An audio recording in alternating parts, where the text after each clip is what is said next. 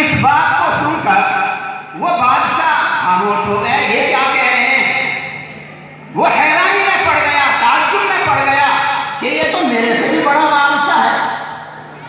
हजरत इब्राहिम इब्न अदहम ने जब उस बादशाह को देखा तो इब्राहिम इब्न अदहम ने अपनी सुई को समंदर में डाल दिया और समंदर में डालकर उस बादशाह को कहा, ऐ बादशाह, तो हुकूमत करता है, तू सल्तनत चलाता है, तू बादशाह करता है, मैं तुझको उस वक्त बादशाह मानूं, मेरी सुई को निकाल, अपनी फौज से कह कि वो समंदर से मेरी सुई निकाल कर लाए, तब मानूंगा मैं तुझको बहुत बड़ा बादशाह है, तू हुक्मरान है, तेरा हुक्म चलता है।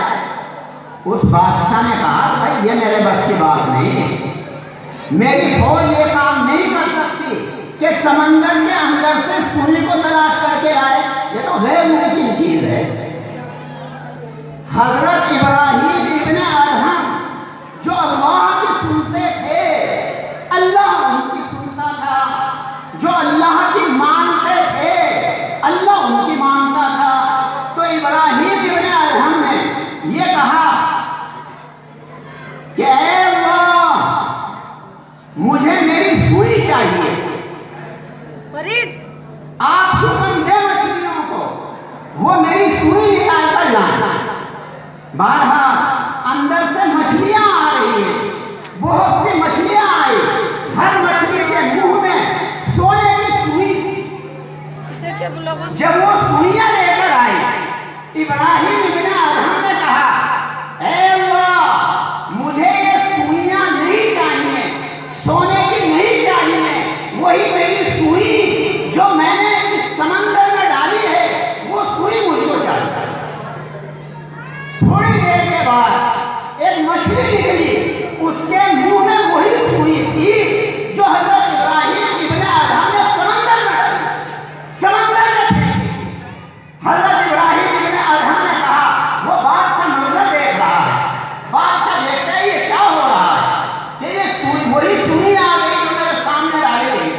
तो हजरत इब्राहिम इब्न अदहम ने कहा, इस्माइल इस्माइल, सुनो, तुम्हारी सुनी जाएगी, तुम अल्लाह की सुनो, अल्लाह तुम्हारी सुनेगा। मैं अल्लाह की सुनता हूँ, अल्लाह की इताअत और फरमाबरदारी करता हूँ, उसके अहकाम को मानता हूँ, उसकी नमाज़ें पढ़ता हूँ, उसका रोज़ा रखता हूँ, उसने मेरे ऊपर हज फर्ज किया, हज करता हूँ, ज़कात अदा करता हूँ, उस अल्लाह के सारे हुक्मों को मैं मानता हूँ, तो अल्लाह मेरे हुक्म को मानता। बादशाह हक्का बक्का रह गया। तो पता ये चला दोस्तों कि इस्माइल इस्माइल, हम जब अल्लाह की सुनेंगे तो अल्लाह हमारी सुनेगा, हम जब अल्लाह की इताअत और फरमाबरदारी करेंगे तो अल्लाह तबारक व तआला हमारी मदद फरमाएगा, अल्लाह हमारी इआनत फरमाएगा, अल्लाह तबारक व तआला हमारा साथ देगा, जगह जगह पर साथ देगा। इसी तरह दोस्तों आप हजरात ने हजरत अम्र इब्न आस का नाम सुना होगा। हजरत अम्र इब्न आस रज़ी अल्लाह तआला एक बादशाह है। वो सहराए अफ्रीका में एक दफा गए, अफ्रीका के जंगलों में उनका गुजर हुआ। उनको हुक्म ये दिया गया, हजरत उमर फारूक ने कहा कि तुम यहाँ अफ्रीका के अंदर जंगल में अपना एक ठिकाना बना लो, जंगल में अपना एक ठिकाना बनाकर वहां पर रहने लगो और जानवरों को सबको निकाल दो। चुनाचे हजरत अम्र इब्न आस रज़ी अल्लाह तआला अन्हु ने अफ्रीका के जंगल में जाकर ऐलान किया और ये कहा, ओ दरिंदों, चरिंदों, परिंदों, अज़दहा और शेरों, तुम तमाम के तमाम अफ्रीका के जंगल को छोड़ दो, यहाँ पर हमें अपनी फौज को रखना है, यहाँ हमारी फौज ठहरेगी, तुम यहाँ से चले जाओ। ये सजा लगाई हजरत अम्र इब्न आस रज़ी अल्लाह तआला अन्हु। इस सजा का लगाना था, इस आवाज का लगाना था कि शेर अपनी दुम नीचे करते हुए भागे जा रहे हैं, गीदड़ भागे जा रहे हैं, अज़दहा मुंह